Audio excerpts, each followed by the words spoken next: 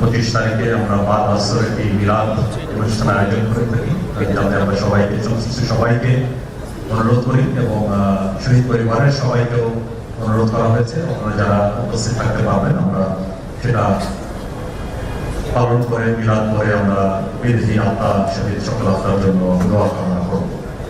আরেকটি বিষয়ে আমরা এই যারা শহীদ হয়েছেন 57 জন সেনা কর্মকর্তা এবং আমাদের এই কেন্দ্রীয় সুবেদার মেজর নুরুল ইসলাম যিনি শহীদ হয়েছেন তাদের উৎসর্গ করে বর্ডার বাংলাদেশের কোনো আসলে এমন কোনো স্থাপনা নামকরণ ছিল না। তো এই বিষয়টি অনুরোধ বিভিন্ন জায়গা থেকে আমরা পেয়েছি এবং আপনারা জেনে প্রীত হবেন যে দরবার হলের বিকল্প হিসেবে যে সীমান্ত সম্মেলন কেন্দ্র যেটি করা হয়েছে SSK নামে, সেটাকে নতুনভাবে নামকরণ করে আমরা ইতিমধ্যেই 2 দিন পূর্বেই আমরা সেটা শহীদ শাকিল আহমেদ হল SSAH হিসেবে নামকরণ করেছি।